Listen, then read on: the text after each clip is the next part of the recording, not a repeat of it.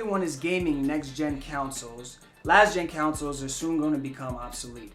But what I like to do is, I like to play games in between. In between times, if a PS4 game that I'm waiting on is not currently out, but I have nothing to play, I look last-gen. I look at what I may have missed and what's worth playing today. So that's why I made this list. I made the top 25 PS3 games that I feel are essential to anybody's library that has a PS3. I feel these games are worth your time, and today they're very cheap, so there's no excuse. Let's get into it. Now, starting things off is Heavy Rain. Heavy Rain is the story sequence kind of game. It's very story driven, and because of that, the gameplay kind of takes a back seat a bit. It's not as nothing really plays like every other game that you might have played before in its functionality and just the way it's presented to you. It's very story driven. Sure, there are actions and sequences that you use throughout the game to make you feel immersed, and it works. If you let this game engulf you, it's multiple endings, great story, multiple characters, and edgy kind of gameplay, it'll get to you eventually. I think that the only thing about this game is people without really an attention span aren't really going to get into it right away. You really have to sit in it and invest time into it for it all to click with you. And I think that that's why, this could start the list off. It's not necessarily top tier, but I still feel like its originality and it being on the PS3 at the time really made it fashionable, and that's why it's popular today. Coming in at number 24 is Tekken Tag Tournament 2. Now, if anybody remembers, Part 1 on the PlayStation 2 was a big hit. Everyone I knew had played the game and knew how to play the game, and so everyone had fun. Now, Part 2 I thought was going to miss the PS3 because it kind of came towards the end of the lifespan, but I'm very happy that it finally came out. It has a huge roster, has a lot of stages, has a lot of costumes. The graphics are sharper than Tekken 6, and I feel that everyone needs to have this game just cuz. Now, number 23, I bet many people have played because it's been ported all over because it's just that great of an action game, and that is Ninja Gaiden. Now, this is Ninja Gaiden Sigma for the PlayStation 3. It's a punishing but rewarding action game with just great, intense gameplay. It's very accessible, and it's worth everyone's time, especially since, I don't have to say it again, I hope, it's been ported to so many different systems. Now, I'm a big fan of Castlevania, and so when I saw that a new Castlevania game was going to be made for the PS3, I just assumed it was going to be the regular 2D plain Metroidvania kind of game.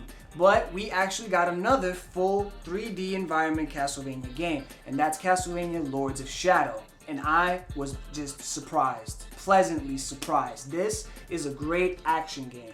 Mind you, I know of the criticisms that say that this game borrows from other games and such, and yes it does, but it doesn't lose its identity in the process. And when Mario went left to right for the first time, scrolling back and forth, everybody else did it after that either. So I think it's cliche to say it's wrong to borrow ideas from other games since so many games are doing that today.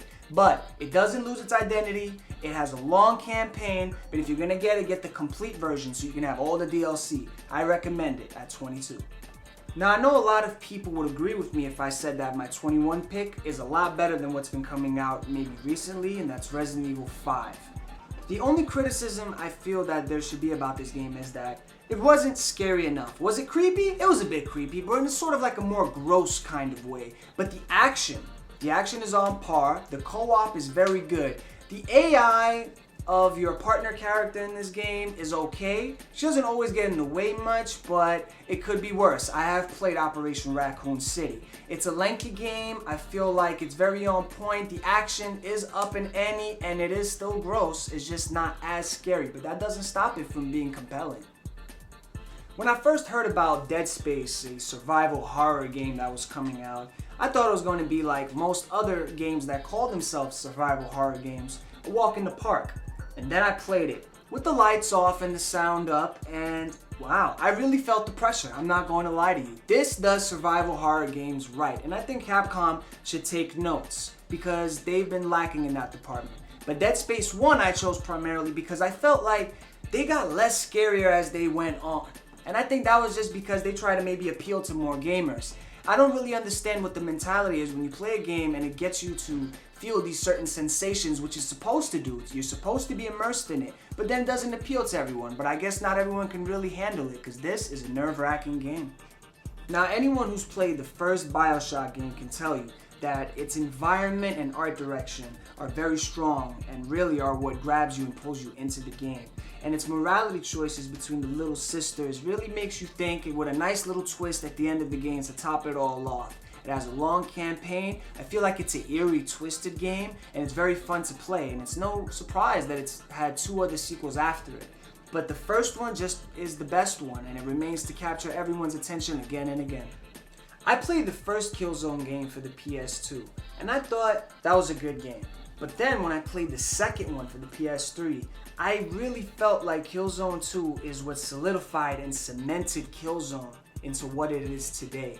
I felt like 2, although granted, it didn't have a variety of color in the game, it was a very dark and grainy and raw and rusty game. But I felt like that's what made it stand out. It had a long campaign, and it was very eerie to see those glowing orange eyes of the Helghast from afar and then knowing to be armed that very second. And I just felt like, although it's not as colorful, it makes up for that with attitude. It has a lot of attitude, and it's a great shooter. Now, God of War 3 is a great game. It's what everybody was waiting for. It was Kratos versus the gods finally, and it was spectacular. It was vivid. There was great scale. The scope was very, very realized. The action was over the top as usual, and it finally brought it to a close. Even though they're making more God of War games. That's the industry. But if there's only one thing to be criticized about God of War 3 is just its length. That's it. I think that this game was a lot more than I could have ever imagined for the climax of God of War 3. And everyone needs to experience this game because it's really a work of art.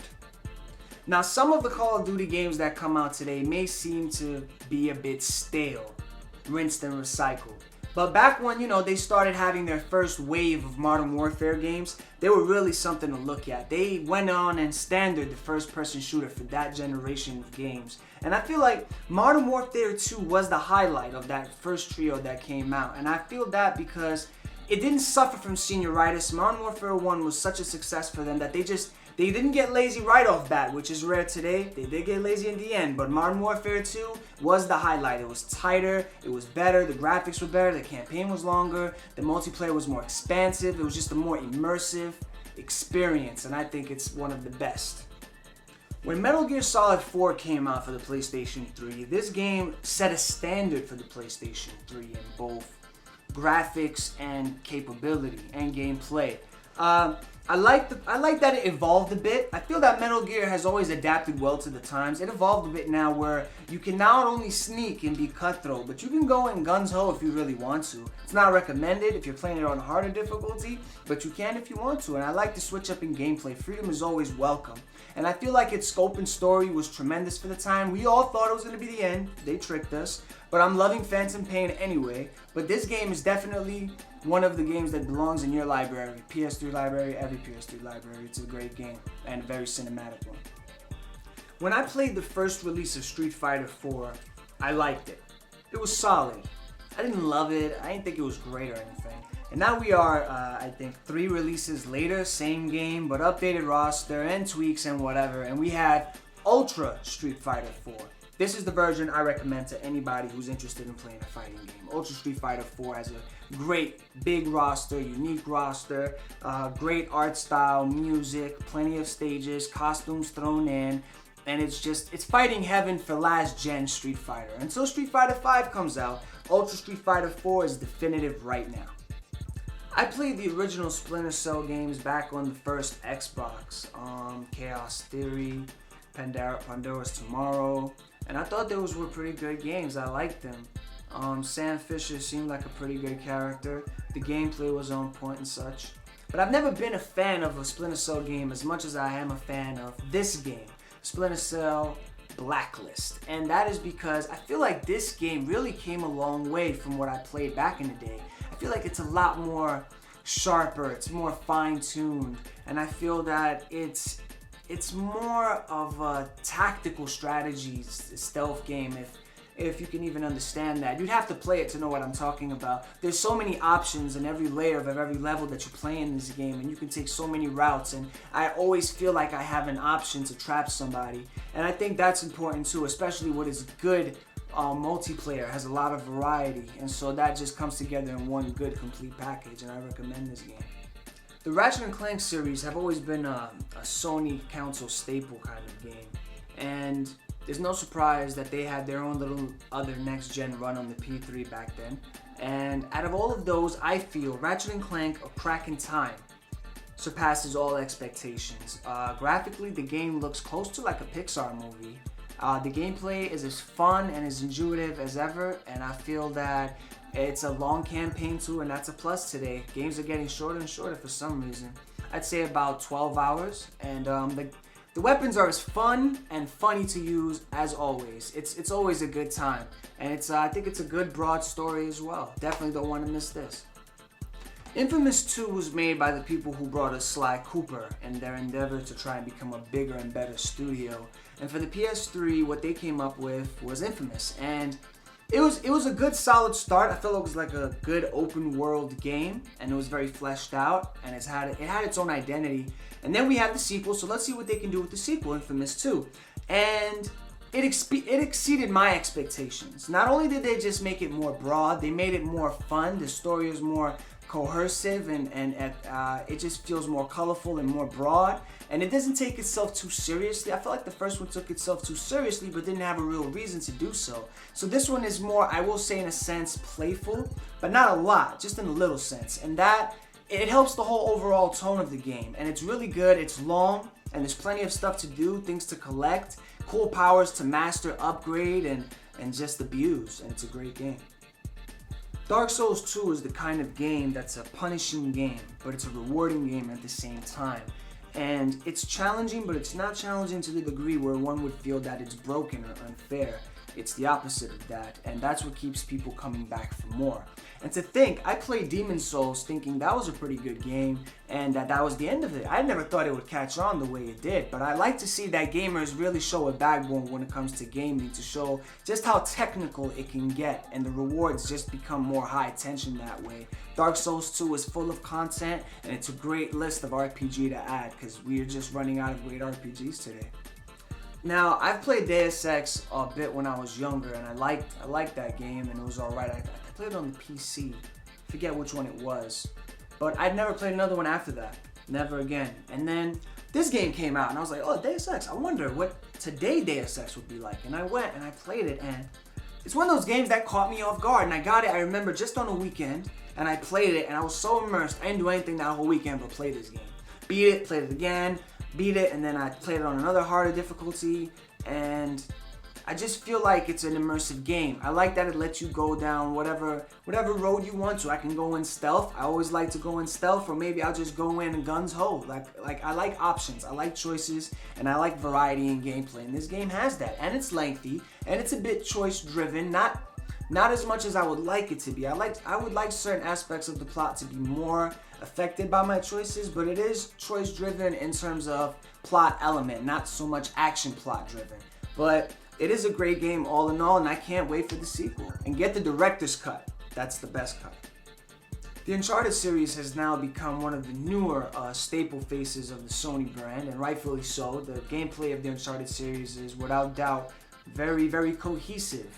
It's like arcade action style, but it has enough depth to keep you immersed and keep things interesting and keep things flowing, along with a smart and witty storyline and a likable protagonist. And it just shows that story-driven games, they're still an option today. Nothing has to be directly shooter or directly puzzle, but story-driven is also an option. It shows that what you can get when it's done correctly and you fine-tune detail. And I think that Uncharted 2 stands out from Uncharted 3 only because its highs and lows are very well structured and cohesive, and it's given to you at the right time for the maximum effect, and I think that's what counts. Before Fallout 3 came out, I had been tracking it carefully. I didn't care about the other Fallout games because they didn't really capture my attention much. I knew about them and I had seen them played, but I never tried them for myself. But then when Fallout 3 was coming out and I noticed that it was an open world game, that's what really got me interested into it. And then when I finally got my hands on it, it was a really good game, and I'll go back to it and just dump countless hours into it today. Even though it was pretty glitchy when it first came out, that's why I recommend you try to get a more updated version of Fallout 3, maybe the Game of the Year version. I heard that has more bug fixes in it than the regular one, but I recommend Fallout 3 for just an amazing RPG experience. I like games that don't take themselves too seriously, but take their gameplay seriously, and I think that's what Borderlands 2 is. Don't get me wrong, the first Borderlands was a great game. It really came out and made an impact. I thought it was a great game. I was surprised at how good it was, and I liked it a lot. I bought a lot of DLC for it. But then Borderlands 2 came out, and to see just how much better it is than the first Borderlands, to see them capitalize on their success. You get everyone's attention, and then you capitalize by showing them what you can really do. And I think that's what Borderlands 2 is all about. And I think it's a great experience overall. First person, run, shoot, and loot shooter. And I recommend it to everybody. Now this next pick, I might be a bit biased about because I'm a big fan of Westerns. Not all Westerns. I only think like maybe a handful of Westerns are actually great. But this game is really a great GTA-style Western simulator, and that's Red Dead Redemption. And I remember when I first heard about it coming out because I had played Red Dead Revolver, and that was on the first Xbox. And I played that, and I thought that was a pretty good game. And I thought that they had something to do with one another, and yeah, they're both made by Rockstar. And so it's a great game. It's expansive. It's got great graphics, a great story. I really feel like Clint Eastwood in this game when I'm just gunning down people or helping damsels in distress or just whipping it in the Wild West, desert plain. It looks kind of epic. So I definitely recommend it out there. When I first played Far Cry, it was Far Cry 2. And that's also for the PS3. But I don't recommend that game over this game, Far Cry 3. This game is definitely worth your time. Unlike Far Cry 2, Far Cry 3 does not have that malaria gimmick holding it back. The gameplay is also more expansive, it's a lot broadened, there's more variety, it's very colorful, there's plenty of wildlife to shoot and loot and craft, and it's very expansive. And even after the game's stories are over, you still have more to do, and that's always great. Replay value is a must, and this game is a must for you. Coming in at number 3 is... Every list has a Grand Theft Auto game. Any list. PS2, PS1, PS3, PS4, get over it. Grand Theft Auto 5 for the PS3. I chose this one over 4 because although I felt that 4 is really good, and I still play 4 to this day, 5 is just the step up. Whenever Rockstar releases a new edition from one of its franchises, it's always a step up. It's never anything backwards. They're always trying to improve it and make it better and always make it worth the full buy. And I have to respect them for that. Grand Theft Auto 5 is just that, it's that step up. It had more character than Grand Theft Auto 4 actually, if you ask me. And then the online is more robust, which only made for a better in-depth gameplay experience. And all the characters are as colorful as always. So that's a plus for me. I'm a big fan of story. If I can have both story and robust gameplay, then I'm just happy as anyone else. Grand Theft Auto 5 is better than 4. The Last of Us was released ironically at the end of the PS3's console lifespan, and rightfully so. The Last of Us, and I'm sure you've heard of it, it's won a lot of Game of the Year awards and such, and it's all because of how of an immersive game it is. It really shows how gaming can be an art form. You know, it shows emotion, it stirs something within you with very accessible gameplay, and also at the same time survival horror game done right. Capcom, take notes. True story. And it's just that good. And if you are really going to get it, I recommend, if you already have a PS4 but you didn't get to play this game, get the PS4 version of Last of Us. That is the definitive edition and the best way to play it. But for all of us who have already played it, first day adopters of the first Last of Us for the PS3, we already know what all the hype is about. It's a great game, and it really shows what gaming can do when it's made with care. So number 1. What is the number 1 game I feel everybody who has a PS3 should own and play? The must-have, right? The essential. Batman Arkham City. Now, why do I feel that this is number 1? Okay. It gets everything right all across the board. This does not happen every day. Number 1, it is original source material from comic books and animation and so forth. Then you transfer that to a video game platform medium. That we do that. Not the easiest thing to do, but all right. So we got Arkham Asylum, and that was, no one expected that to take off the way it did, and it did bounce off the success of The Dark Knight, and it was just great. And then Arkham City came out, which was a bit more open world. And if you can't tell from my list already, I'm a big fan of open world games. I love them. There's just so much variety and there's so much more to do than a linear game, although linear games can be as effective. But Arkham City, from the voice acting of the original cast from the cartoons, to the great immersive combat gameplay, to the in-depth unlocking of gadgets and more upgrades and detective, crime zone gameplay, it just felt like there was so many aspects to the game, and they all came together in this one visceral package. And the boss fights were on point, they were good and satisfying, and the story left an impact. If you don't know what we're talking about, you need to play the game and see what the ending is about. I felt the DLC was good. The art direction was more fine-toned than Asylum. I felt like the graphics and the art direction were sharper in this game. And I just felt, all in all, it's a great game. I think this game is better than Batman Arkham Knight, because in Batman Arkham Knight, in my opinion, the boss fights were very lackluster. I don't care how good that game looks. The boss fights were very lackluster. You know what I'm talking about. So Arkham City, that's my #1 game. And long live the PS3. It had a great run. Take care.